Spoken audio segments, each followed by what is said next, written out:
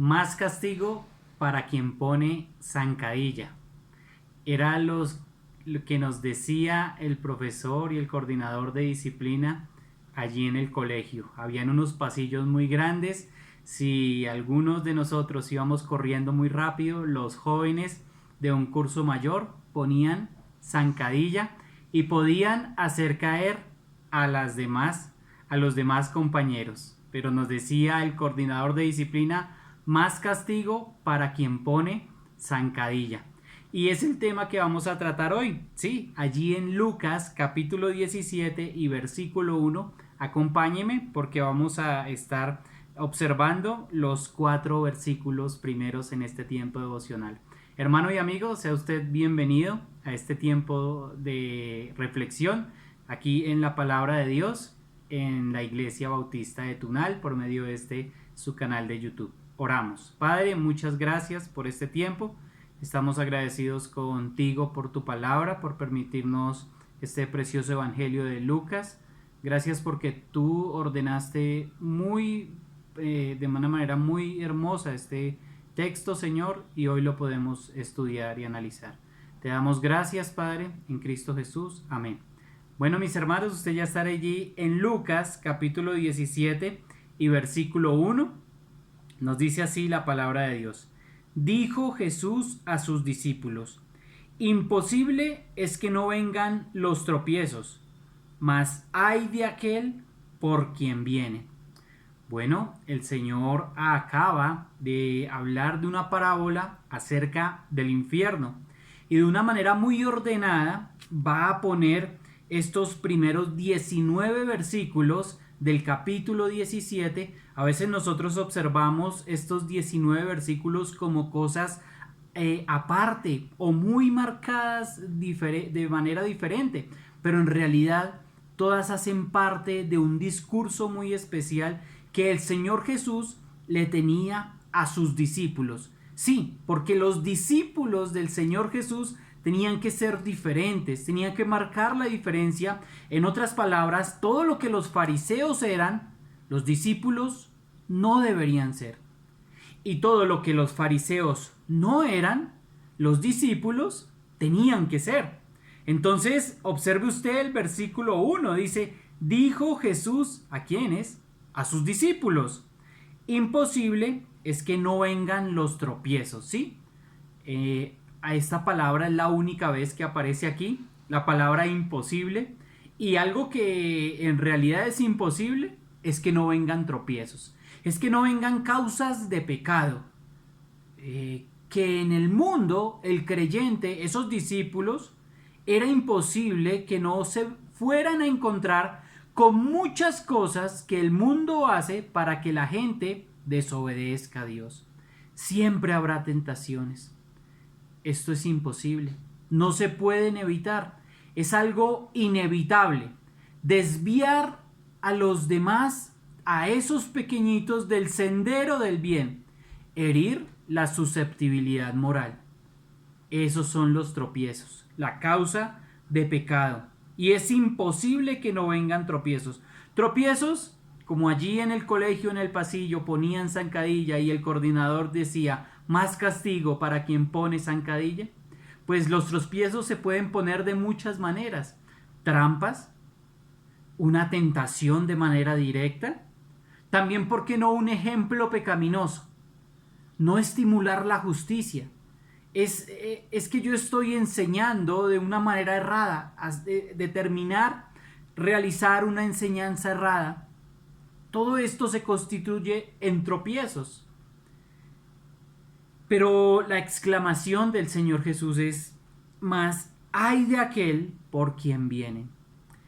Ay de aquel, pobre de aquel. En otra traducción dice: qué mal le irá, qué aflicción tan terrible le espera. Era un dolor importante esta exclamación: ay de aquel por quien vienen. Ay de aquel quien causa el pecado. Ay de aquel quien quiere que la gente desobedezca a Dios. Los tropiezos serán inevitables, pero ay de aquel que los produce. Mira lo que dice el Señor Jesús: mejor le fuera que se le atase al cuello una piedra de molino. Esto no es una piedra pequeña. No está hablando de aquí de la piedrecita con la que quizá partimos la panela o con la que trancamos la puerta. No, está hablando de una piedra inmensa de molino o por lo mínimo de una piedra que se usa para arar el campo, que era movida por dos bueyes. Una piedra bien grande. Entonces dice aquí que se le atase al cuello una piedra de molino y se le arrojase al mar. Y esto ya es algo severo. Y dice, es mejor le fuera que se le atase al cuello una piedra de molino y se le arrojase al mar, que hacer tropezar a uno de estos pequeñitos. Wow. Él está diciendo, el Señor está diciendo algo severo, un tremendo castigo. Recibirá un peor castigo que si es esta persona atado a esa gran piedra y echado al mar. Que si una persona muere de esa manera tan severa, pues quizá le iría mejor.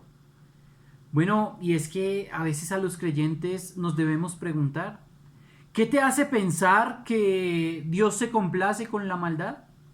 No, Salmos 5, el versículo 4 y versículo 5, David expresa que Dios no es un Dios que se complace en la maldad. El malo no habitará al lado de Dios. Los insensatos no estarán delante de sus ojos y Dios aborrece al que hace iniquidad. En 2 versos allí en los Salmos. Entonces, hermano y amigo, por un instante no pensemos que Dios se complace con quien causa pecado, con quien hace tropiezo, quien pone trampa, quien con su ejemplo pecaminoso lleva una enseñanza errada. No, recordemos, todo lo que los fariseos eran, los discípulos no debían ser. Y es que ese tropiezo era lo que estaba poniendo los fariseos al pueblo. En ese tropiezo era en que habían caído muchos. Ese tropiezo era la causa del pecado. Era la causa de que la gente desobedeciera a Dios. Entonces vamos a observar en estos 19 versículos que hoy no alcanzaremos a ver. Quizá hoy y nuestro próximo devocional lo veremos. Es que el creyente verdadero, el discípulo, no pone tropiezo a otros creyentes. El verdadero discípulo se abstiene de ofender a los demás. Mira por lo que dice el versículo 3 y el versículo 4. Observémoslo. Mirad por vosotros mismos. Si tu hermano pecare contra ti, repréndele. Si se arrepiente, perdónale. Y si 7 veces al día pecare contra ti, y 7 veces al día volviere a ti diciendo me arrepiento, perdónale. Es la ecuación exageradamente sencilla. Aquí vemos que un hermano, otro seguidor, peca contra el otro. La instrucción es clara, repréndelo, repréndelo. Y quizá dice aquí, si está dispuesto a cambiar, si tu hermano pecare contra ti, repréndele y si se arrepiente, fácil, perdónale. Bueno, aquí vamos a tener que observar que es la instrucción que el Señor nos da. Aquí viene uno arrepentido a pedir perdón. Y el objetivo o el propósito de esto es la restauración.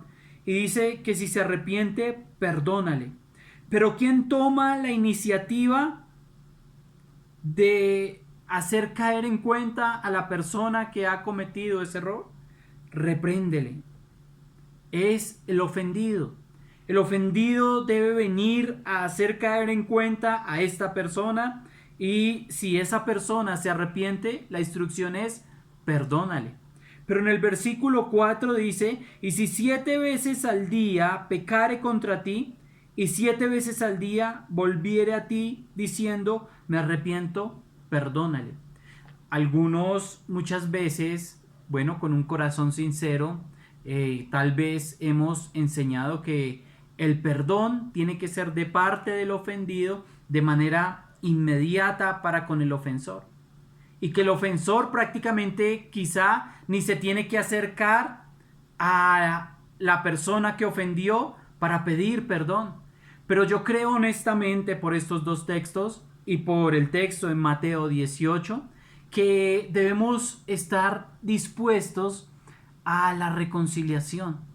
Tanto el ofendido como el ofensor tienen que estar dando pasos hacia el perdón. ¿Por qué? Porque aquí dice, si tu hermano pecare contra ti, repréndele. ¿Quién? El ofendido. Y en el versículo 4, 7 veces al día volviere a ti. Aquí está viniendo el ofensor a pedir perdón. Bueno, los israelitas estaban siendo enseñados por los fariseos y por muchos eruditos de que máximo se podía perdonar una misma falta hasta 3 veces. Y esto ya era mucho. Pero la realidad es que el Señor Jesús pone un punto más alto y a Pedro también le dice 70 veces 7, queriendo decirnos que la Biblia nos brinda suficientes razones para perdonar. Suficientes razones para perdonar. ¿Para qué? Para que se distinguieran de el severo juicio que traía ese grupo fariseo al pueblo. Habían razones para perdonar y algunos estudiosos han dicho algunas de estas. Dicen 10, yo voy a leer algunas. Bueno, la Biblia nos invita a perdonar.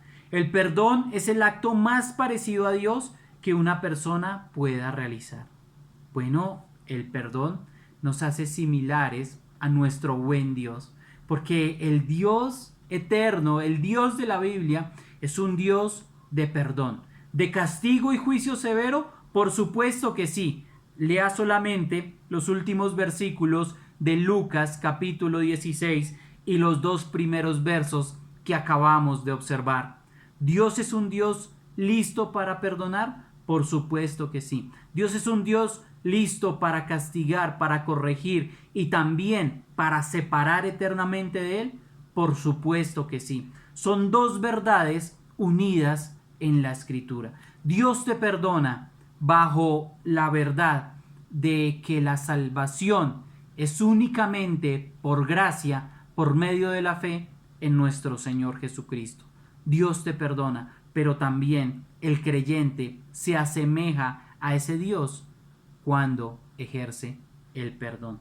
Y no solo, otra razón, no solo es matar lo que se prohíbe en el 6º mandamiento, también el enojo, la ira, la malicia, la venganza y la falta de perdón se prohíbe en el 6º mandamiento. Número 3, los cristianos debemos recordar que quien nos ofende ha ofendido primero a Dios. Es una realidad. Número 4, es razonable. Si Dios me perdonó, yo también lo debo hacer. Hay una historia donde un hombre perdona una deuda inmensa y el perdonado no es capaz de perdonar una deuda pequeña. De esta historia se desencadenan cosas tremendas. Dice, aquellos que no perdonan no disfrutan del amor de otros.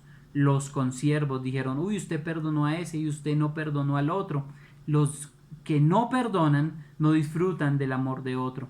El no perdonar resulta en castigo divino. ¿Cuál castigo? Que quienes no perdonan tampoco serán perdonados.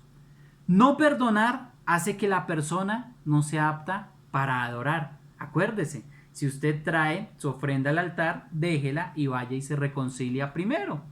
No perdonar hace que la persona no sea apta para adorar. No perdonar usurpa la autoridad de Dios. Y los agravios recibidos son pruebas que perfeccionan al creyente. El Señor Jesucristo fue experimentado en quebranto, pero experimentado en perdón. Recuerde, querido hermano y amigo, Dios nos está enseñando que el verdadero creyente no pone tropiezo a otro creyente, se abstiene de ofender a los demás. Y no solamente no pone tropiezo a otro creyente, no pone tropiezo a las demás personas que cohabitamos este planeta. Pero tampoco el verdadero creyente es aquel que sí perdona. El verdadero creyente es aquel que perdona, que tiene la capacidad de perdonar. Dice la Escritura, si 7 veces al día pecare contra ti y 7 veces al día volviere a ti diciendo, me arrepiento, perdónale. El verdadero creyente perdona. Oramos. Padre, muchas gracias por este tiempo, gracias por tu enseñanza. Estamos agradecidos con tu preciosa palabra y gracias por ser bueno y por permitirnos aprender de ella. Ayúdanos a no poner tropiezo a otros y a perdonar. Te damos gracias en Cristo Jesús. Amén. Hermanos, buen día y bendiciones.